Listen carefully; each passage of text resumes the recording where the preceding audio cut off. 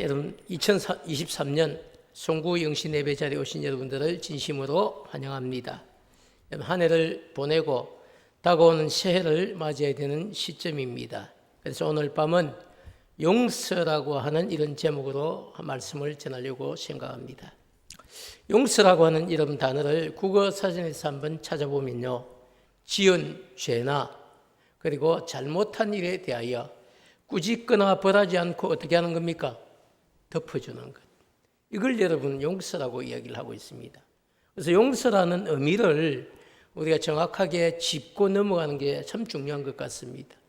용서, 이렇게 그냥 용서해 주면 되지. 용서가 뭡니까, 여러분?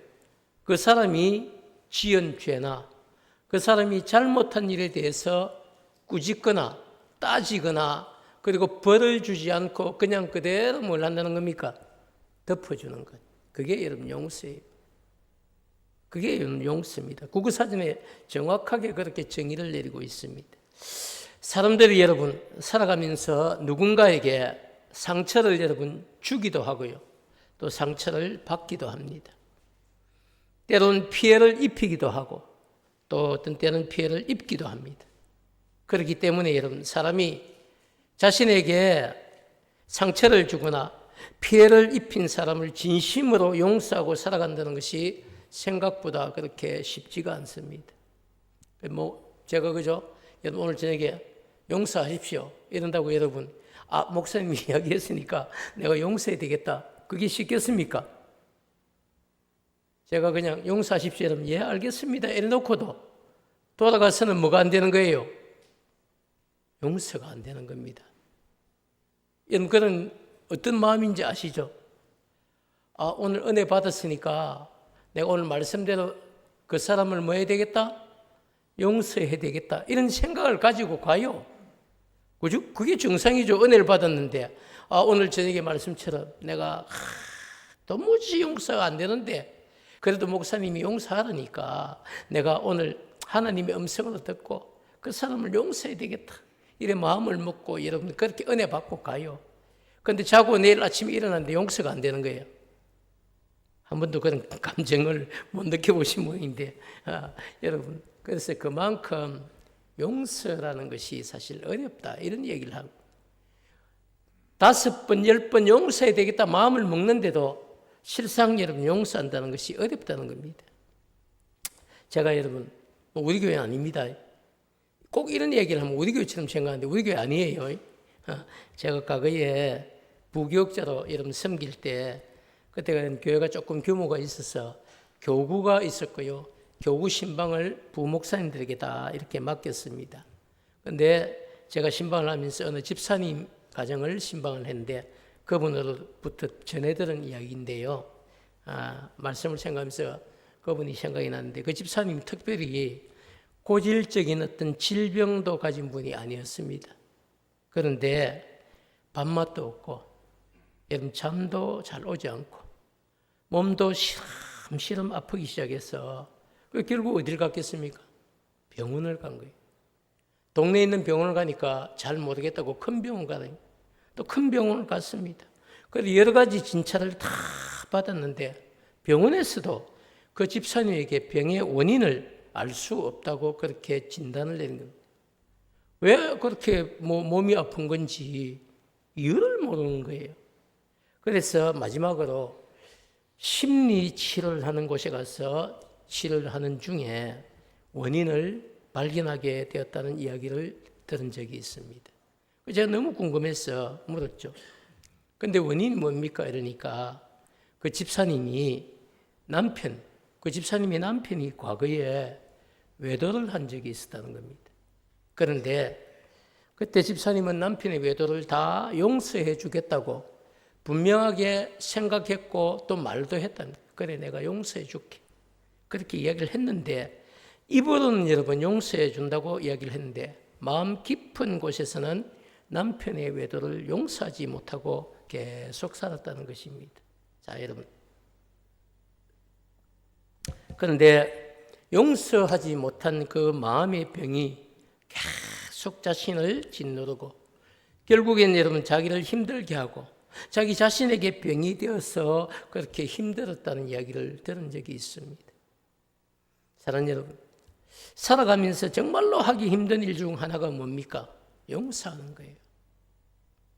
부부 사이에도 용서가 안 되는 겁니다. 입으로는 여러 번 용서를 했어요. 그리고 마음으로도 용서한다고 생각을 분명히 했습니다. 그런데 실상은 마음 깊은 곳에서 용서가 안 된 거죠. 여러분, 이런 감정을 아십니까? 왜냐하면 여러분, 용서라고 하는 이 감정은요, 타인이나 아니면 관계가 먼 사람과의 관계에서 생기는 감정이 아닙니다. 용서라고 하는 것은요, 가까운 사람, 그것도 정말 믿었던 사람과의 관계에서 배신을 당했을 때, 그 어떤 배신의 감정이나 그 일로 인한 아픔을 여러분 극복하고 그 사람을 긍휼히 여길 수 있는 마음을 우리가 가졌을 때 생기는 감정이 뭡니까? 그게 여러분 용서예요. 그런데 용서가 쉽겠습니까? 그 용서는 결국 여러분 어렵게 말을 적어놨지만 멀리 있는 사람하고는 여러분 그런 감정 안 생기는 겁니다. 가까이 있는 사람, 정말 가깝고 믿었고 신뢰했고 좋았는데 근데 여러분 그 사람이 나를 배신한 겁니다. 그 사람이 내게 여러분 피해를 입힌 거예요. 그 사람이 나를 모함을 한 겁니다. 이럴 때 생기는 감정이 뭡니까? 배신감이죠. 이런 배신감을 여러분 극복하고 그 사람을 긍휼히 여길 수 있는 마음, 그게 뭡니까? 그게 여러분 용서예요. 그런데 이 용서가 여러분 쉽겠습니까? 정말 여러분 가까운 누군가로부터 배신이나 상처를 당하고 다시 그 사람을 용서하고 사랑한다는 것이 정말로 말처럼 쉽지가 않습니다. 그런데 여러분 오늘 우리가 읽은 본문은 베드로의 질문으로 시작을 합니다. 베드로가 여러분 예수님께 다가와서 이런 얘기를 하는 거예요. 형제가 나에게 죄를 범했을 때 몇 번이나 용서를 해주면 됩니까? 라고 예수님께 여러분 질문을 하는 겁니다. 21절 말씀을 보면요, 그렇게 이야기해요. 베드로가 나와 이르되 주여, 형제가 내게 죄를 범하면 몇 번이나 용서하여 주리이까? 이건 예수님이 대답도 안 했는데 본인이 뭐라고 합니까? 7번까지 하오리까? 이렇게 여러분 베드로는 여러분 질문을 해놓고 예수님께서 대답도 하시기 전에 먼저 자신이 7번까지만 해주면 되겠냐라고 답을 제시하고 있습니다. 자, 여러분 베드로가 그죠? 예수님께 7번까지라고 답을 제시한 까닭은 형제의 여러분 죄를 용서하는 일에 대해서 자신의 지금 관용을 뽐내고 있는 겁니다. 내가 7번까지 내가 용서해 줄 수 있습니다. 이런 이야기를 지금 하는 겁니다.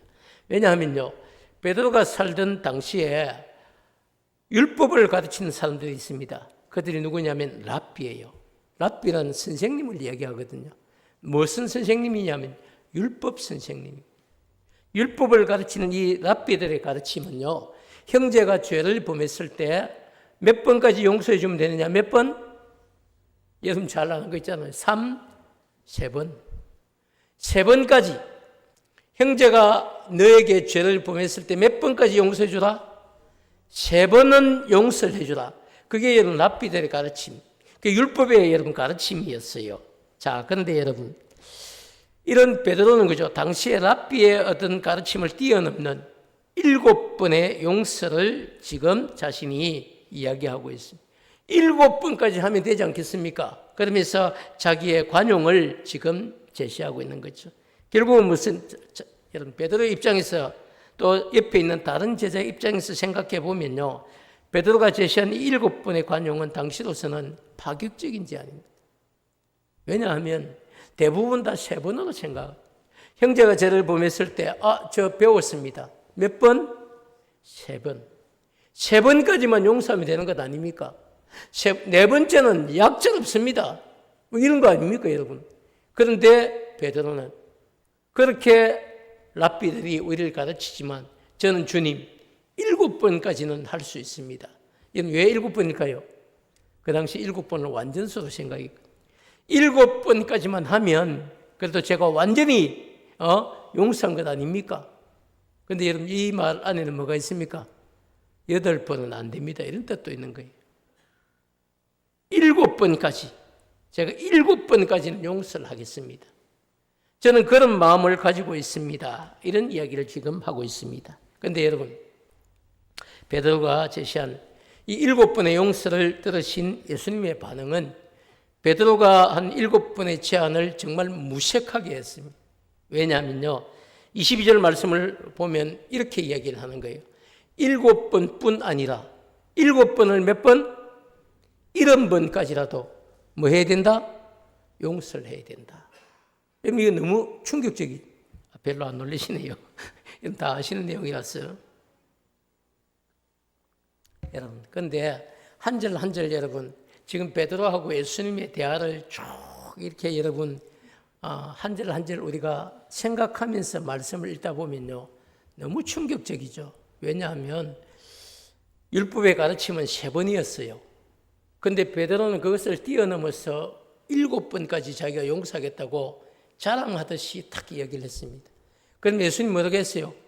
아이고 베드로야, 율법 랍비들은 3번을 가르치는데 넌 어떻게 7번까지 용서할 걸 생각했냐? 넌 너무 대단하다. 넌 내 제자다워. 너무너무 내가 너 정말 잘 가르친 것 같아. 너 최고야. 이런 반응이 있어야 되거든요. 그런데 여러분 예수님의 가르침은 어떻습니까? 7번? 아니 7번뿐 아니라 7번을 70번까지라도 뭐 해야 된다? 용서할 수 있어야 된다. 자 여러분 그래서 어떤 분은요 이것을 7 곱하기 70 계산 엄청 잘하죠. 몇 번입니까? 이건 여러분 아마 이 쪽이 아니고 I 쪽 읽기인데요. 정확하게 7 곱하기 70번 400그러면 90번까지 예수님이 용서하라고 했습니다. 이런 이야기를 하시는 거예요. 근데 어떤 분은 이것을 여러분 그게 아니고 끝까지 말하는 것이다. 용서하는 것이다. 이렇게 여러분 물론 여러분 490번은 어떻게 용서를 하겠어요? 끝까지 용서하는 것이나 마찬가지죠. 그죠? 근데 예수님은 형제가 네게 죄를 범했을 때 3번도 아니고 7번도 아니고 어떻게? 끝까지 용서. 이게 여러분 주님의 지금 가르침인데요. 490번이든지 끝까지든지 우리에게 말씀하시는 예수님의 여러분 가르침은 형제가 너에게 죄를 범했을 때 그때마다 그럴 때마다 언제든지 뭘 해야 된다는 겁니까? 용서를 해줘야 된다. 이게 여러분 주님의 가르침이에요. 23절에서 여러분 34절까지의 본문은 사실은 1만 달란트를 빚진 종이 그 빚을 탕감받은 이야기예요. 자 여러분들이 잘 아는 이야기 아닙니까?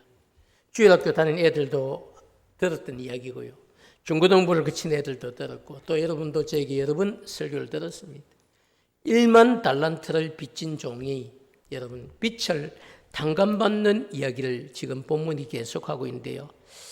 1만 달란트를 빚진 종의 빚을 탕감해 주는 임금님의 이야기를 통해서 큰 빚을 탕감받은 자는 작은 빚을 빌려간 빚진 자를 만났을 때 그 사람에게 어떤 자세를 취해야 되는지 그 원리를 지금 예수님이 소개를 해주는 겁니다. 비유죠. 이런 신약 성경에 여러 개의 비유가 있는데요. 비유의 핵심은 뭐냐면 이야기 내용이 아니에요.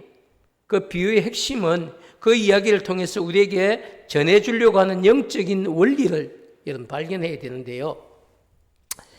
여러분 그래서 오늘 이 말씀을 조금 정리해드리면요. 어떤 나라에 임금님이 있는 거예요. 임금님이 1만 달란트 빚을 진 종이 있었는데 그 종이 이제 빚을 갚을 날이 된 겁니다. 여러분 3년이면 3년, 5년이면 5년 그 날짜가 됐다는 거예요. 그런데 빚을 진 액수가 너무 많은 액수라서 종이 임금님에게 반드시 갚을 테니까 조금만 좀 더 기다려 주세요. 이렇게 사정을 했습니다. 임금님이 여러분 그 종을 보니까 너무 불쌍한 거예요. 그래서 그 종을 불쌍히 여겨서 그럼 네가 내게 빚진 것 그거 다 갚을 필요 없다. 내가 네 형편이 그러니까 내가 너를 불쌍히 여겨서 네 빚을 다 탕감을 해줄게. 이 탕감이라는 단어는요, 그 빚을 안 갚아도 다 갚은 것처럼, 옛날에 이런 경상도 말로는 물신데요. 그런 단어 아신지 모르겠습니다. 이 빚을 없는 것처럼 무효해 준다. 아예 이런 빚을 받지 않고 그것을 다 받은 것처럼 해주겠다. 삭감해 주는 거죠. 그게 여러분 오늘 이야기입니다. 자, 그걸 탕감이라고 하는데요. 근데 오늘 본문의 이야기는 거기서 끝이 아닙니다. 그렇게 1만 달란트를 탕감받은 종이 그리고 임금님의 궁궐을 나와서 밖에서 길을 걸어가다가 자기에게 100데나리온을 빚진 친구를 만나는 겁니다. 그런데 여러분, 1만 달란트 탕감을 받고 나온 이 친구가 100데나리온 빚진 친구를 붙들고 내한테 빌려간 100데나리온 내어놔라고 멱살을 잡는 거예요. 멱살을 잡고 그리고 빨리 100데나리온을 갚아라고 이야기를 하는 겁니다, 여러분. 그래서 그 친구도 똑같이 이야기하는 거예요. 내가 지금 갚을 능력이 없으니까 내가 반드시 안 떼먹고 갚을 때니까 조금만 더 기다리달라 이렇게 사정을 합니다. 자신이 여러분 임금에게 사정하듯이 그 친구도 사정을 했지만 1만 달란트 빚을 탕감받은 친구는 그 친구를 불쌍히 여기지 않고 그 친구를 고발하고 감옥에 가두어 버렸습니다. 이게 오늘 여러분 비유 이야기예요. 근데 여러분 자신이 임금에게 정말 사정을 해서 탕감을 받았으면요, 1만 달란트나 탕감을 받았으면 100데나리온 빚진 자를 여러분 어떻게 해야 되겠습니까? 당연히 여러분 탕감을 해준다고 해야 되겠죠. 그런데 그러지 않았다는 것입니다. 이런 광경을 여러분 처음부터 끝까지 지켜보고 있던 임금님의 종들이 있었습니다. 임금님의 종들이 그걸 딱 지켜보고 있다가 자기 임금님에게 가서 1만 달란트 빚을 탕감받고 나간 그 종이 그 친구에게 어떻게 했는지를 다 고발해서 일러 바친 겁니다. 임금님이 그 이야기를 다 듣고요, 1만 달란트 탕감해 줬던 그 종을 다시 불러들이는 겁니다. 그리고 그 종의 완악한 이런 행위를 지적하고 그리고 자신에게 탕감받은 빚을 다시 갚으라고 명령을 한 뒤 그를 옥졸에게 넘겼다는 것입니다. 임금이 화가 난 거죠. 내가 너에게 1만 달란트를 탕감해 줬는데 100데나리온 그게 뭐라고 그걸 탕감해 주지 않고 내가 너를 탕감해 준 것처럼 너도 당연히 그 친구를 탕감해 줘야 되지 않느냐. 이게 여러분 오늘 임금님의 판결이에요. 자, 사랑하는 여러분, 여기서 잠깐 여러분 계산을 하고 넘어가 읽겠습니다. 여러분이 맨날 1만 달란트 100데나리온 이러니까 이게 어느 정도 되는지 잘 모르시는 분이 있거든요. 그래서 여러분 이 가치들을 비교하려고 생각하는데요, 100데나리온 이 사람이 빌려준 돈입니다. 100데나리온은 노동자의 여러분 100일 품삯입니다.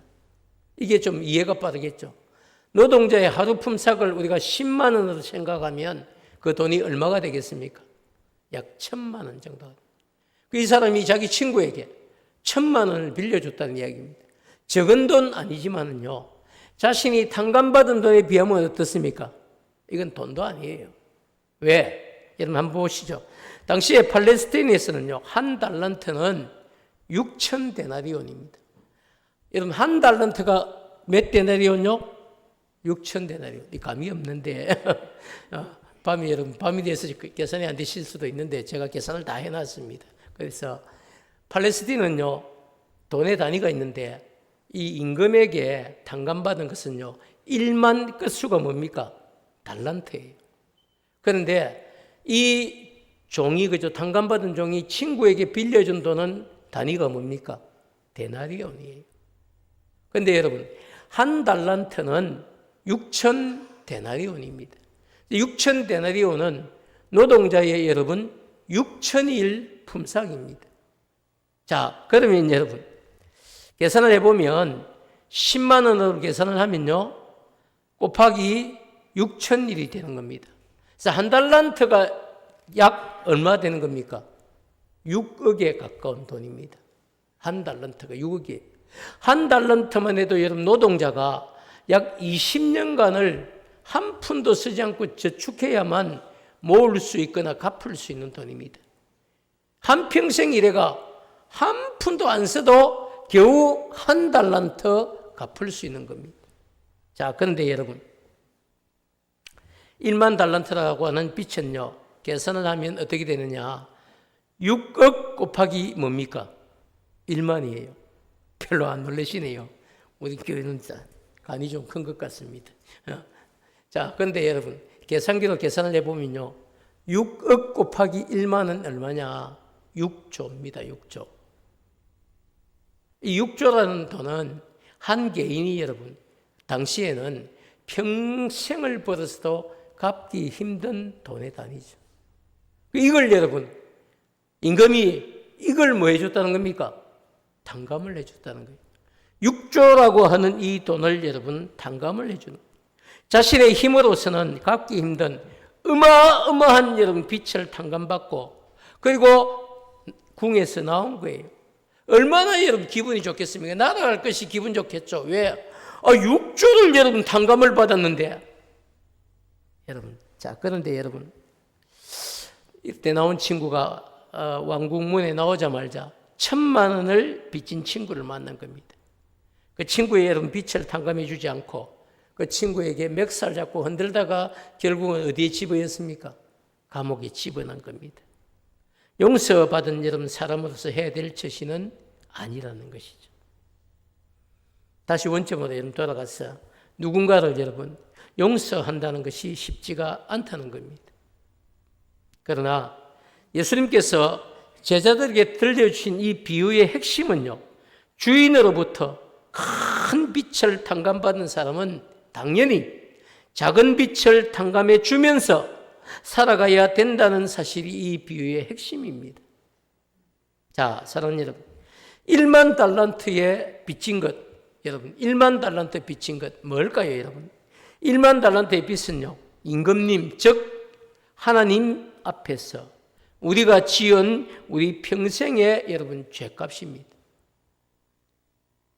우리가 지은 죄값이 1만 달란트라고. 마치 돈으로 따지면 6조에 해당하는 이런 큰 죄를 우리가 짓고 살았다는 겁니다. 우리 힘으로는 갚을 수 없는 엄청나게 많은 죄를 지었다는 사실. 근데 여러분, 이 죄를 여러분 하나님이 우리의 죄를 탕감해 주셨다는 것입니다. 그런 죄값을 용서받은 사람이라면요, 살아가면서 세상에서 자기에게 작은 피해를 입힌 형제를 용서하고 살아가야 한다는 것이 당연한 삶이 아니냐고 주인이 말씀을 하는 겁니다. 여러분 좀 쉽게 얘기해 볼까요? 하나님은 우리에게 여러분 우리가 지은 모든 죄를 예수 그리스도의 보혈의 피로 깨끗하게 씻어주셨다는 거예요. 그 보혈의 피값이 얼마입니까? 1만 달란트. 1만 달란트의 빚을 탕감받는 사람이 누굽니까? 오늘 성경에 있는 이 종이 아니고요, 바로 이 자리에 있는 저와 여러분이 1만 달란트를 여러분 탕감받은 사람들이니. 아멘. 아무도 안 하시네요. 예. 아멘 하시기 바랍니다. 1만 달란트를 빚진 사람 누굽니까? 여러분 자신입니다.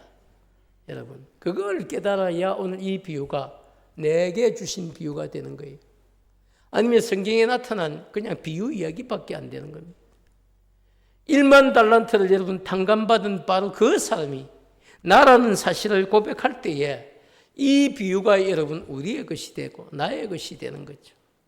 그래서 하나님은 정말 우리가 평생 노력하고 수고하고 선행을 행해도 갚을 수 없는 우리의 죄값이 얼마입니까? 1만 달란트. 그걸 여러분 주인이 우리의 어떤 여러분 선행을 보고 용서해 주신 것이 아니고요, 그냥 주인이 우리를 긍휼히 여겼어요. 불쌍히 여겼어요. 왜? 우리의 힘으로는 갚을 수 없거든요.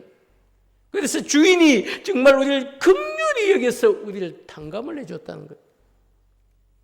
근데 여러분, 우리가 살아가면서 우리에게 작은 죄를 범한 사람, 작은 아픔을 준 사람들, 작은 피해를 준 사람들, 여러분, 그것을 용서하지 못한다면 우리가 어떻게 큰 은혜를 받은 사람들이라고 이야기할 수 있겠습니까?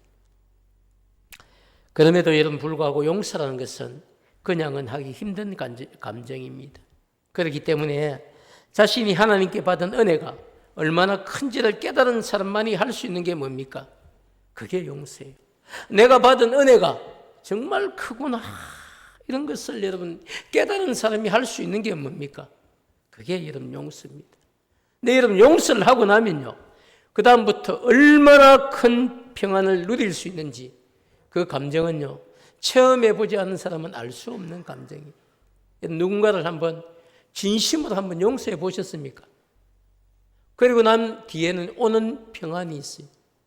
내가 누군가를 진심으로 용서하고 난 뒤에는 하나님이 내게 주시는 평안이 반드시 있다는 겁니다.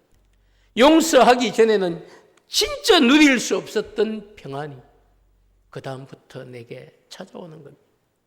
그래서 여러분 잠도 잘 자고 밥맛도 회복이 되고 건강도 회복이 되고, 그리고 이전에 용서하지 못해서 마음속 깊은 곳에서 두고 보자, 저거는 내가 절대로 용서 못해, 이렇게 살았던 여러분 삶은 너무너무 사실 자기를 힘들게 만든 삶이었죠.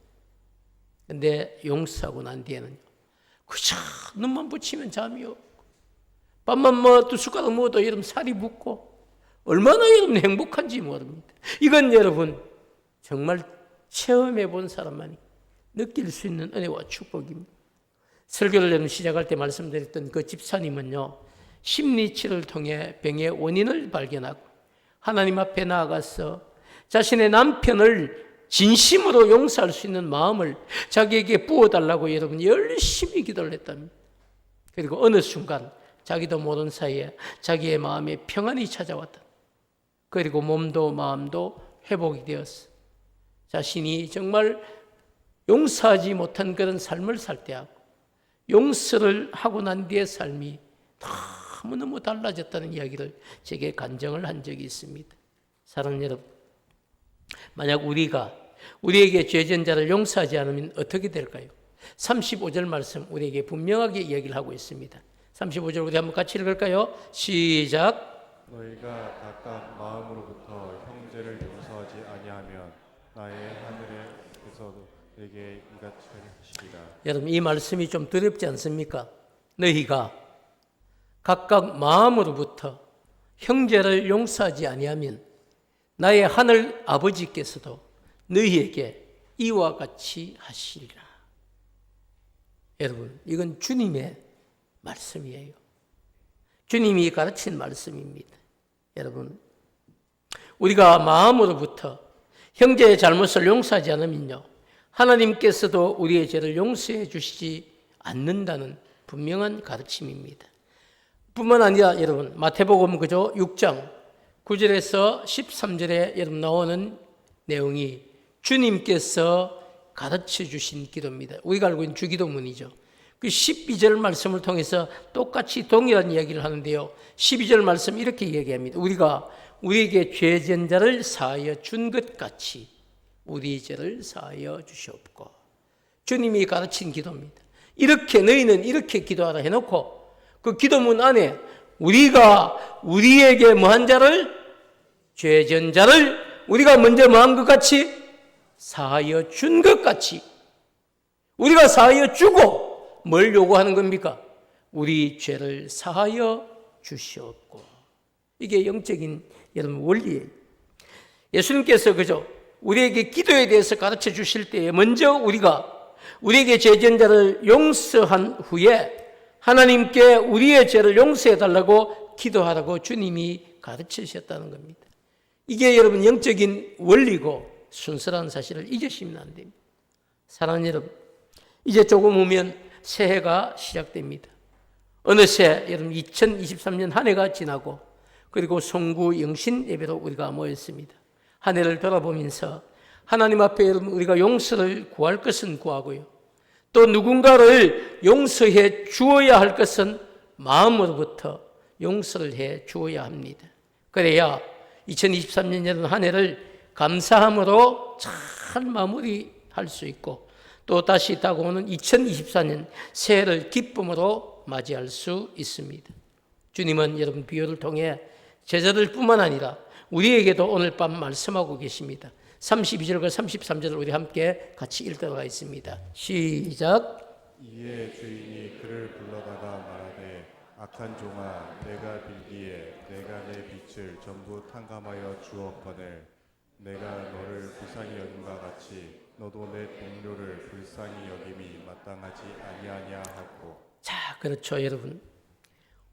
정말 주님은 우리에게 분명하게 네가 빌기에 내가 네 빛을 전부 탕감하여 주었거늘. 그런데 여러분 어떻습니까? 내가 너를 불쌍히 여긴 것 같이 너도 너의 동료를 불쌍히 여김이 마땅하지 아니하냐. 이게 여러분 주님의 가르침이에요. 저는 오늘 밤 이 가르침을 여러분에게 그대로 한 번 더 다시 전하고 싶습니다. 사랑하는 여러분, 우리도 우리의 주인 되신 하나님으로부터 받은 구원의 은혜를 여러분 감사하고 우리에게 죄를 지은 사람이나 알게 또는 모르게 우리에게 피해를 입힌 사람이나 상처를 준 사람을 마음으로부터 여러분 다 용서하고 다시 주인 되신 하나님께서 우리에게 부어주시는 그런 은혜와 축복을 받고 그 은혜와 축복 속에서 여러분 2024년 새해를 살아가는 여러분 되시기를 축복합니다. 오늘 저녁에 말씀은요 딱 한 가지, 우리가 정말 용서받은 내 힘으로는 도무지 용서받을 수 없는 우리의 죄를 1만 달란트가 되는 우리의 큰 죄를 용서받은 것을 깨달으면 살아가면서 여러분 나를 조금 힘들게 하신 분들 용서할 수 있어야 됩니다. 뭐 심지어는 죽어도 내가 용서 못한다. 그건 뭐 어쩌겠어요. 주님이 말씀하시죠. 내가 너를 불쌍히 여겼는데 너는 왜 네 동료를 불쌍히 여기지 않느냐. 돌아보면요 사실 뭐 그때는 엄청나게 큰일 같아도 세월 지나보면 그거 아무것도 아니에요. 왜 그런지 여러분 마음이 무거운 짐을 스스로 지고 살아갑니까? 그냥 용서하시기 바랍니다. 우리 한번 고백할까요? 주님, 제게 아픔을 주었던 사람들 이 시간부로 다 용서하겠습니다. 아멘. 여러분 그런 마음을 품고 다가오는 새해를 맞이할 수 있는 여러분 되시기를 주님의 이름으로 축복합니다.